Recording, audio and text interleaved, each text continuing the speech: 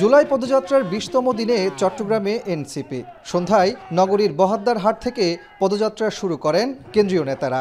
এর আগে নগরীর ২ নম্বর গেট বিপ্লব উদ্যানে পূর্ব ঘোষিত সমাবেশে যোগ দিতে বিকেল থেকে জড়ো হতে থাকেন বিভিন্ন ওয়ার্ড এবং আশপাশের এলাকার নেতাকর্মীরা। রাত ৮টায় সমাবেশ স্থলে পৌঁছায় পদযাত্রা। এরপর একে একে বক্তব্য রাখেন কেন্দ্রীয় নেতারা। কেন্দ্রীয় আহ্বায়ক কমিটির সদস্য নাহিদ ইসলাম বলেন, নাসির উদ্দিন কক্সবাজারের সত্য উন্মোচন করেছেন, তাই বিভিন্ন জায়গায় এনসিপিকে বাধা দেওয়া হচ্ছে। চট্টগ্রাম ফ্যাসিস্টদেরকে তাড়িয়েছে, নতুন করে কেউ ফ্যাসিস্ট হতে চাইলে চট্টগ্রাম প্রতিরোধ করবে। গণ অভ্যুত্থানের সময় আমরা বলেছিলাম বাধা দিলে বাঁধবে লড়াই, এই লড়াইয়ে জিততে হবে। আমরা আজও বলতে চাই, বাধা দিয়ে জাতীয় নাগরিক পার্টি তারুণ্যের শক্তি, চট্টগ্রামের শক্তিকে থামানো যাবে না। হাসনাত আবদুল্লাহ বলেন, ফ্যাসিস্ট আওয়ামী লীগ দেশে কলহ ভঙ্গুর শিক্ষা ব্যবস্থা দিয়ে গেছে। তরুণ প্রজন্মকে এসব সমস্যার সমাধান করতে হবে। সমাবেশে বক্তব্য রাখেন দলের সদস্য সচিব আখতার হোসেন সহ কেন্দ্রীয় নেতারা।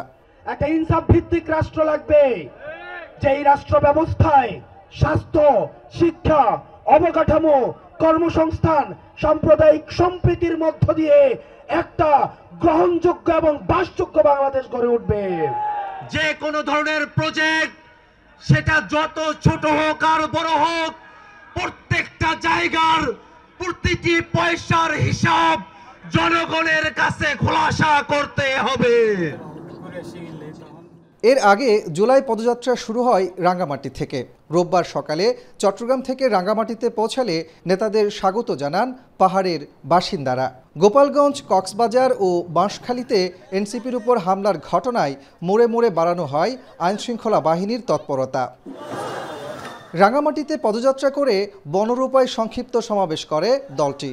সেখানে সংগঠনটির উত্তরাঞ্চলের মুখ্য সংগঠক সার্জিস আলম বলেন, রাজনীতিতে কথার যুদ্ধ থাকবে, কিন্তু হামলা, মঞ্চ ভাঙচুর, অগ্নিসংযোগ এসব কিছুই ফ্যাসিবাদী আচরণ।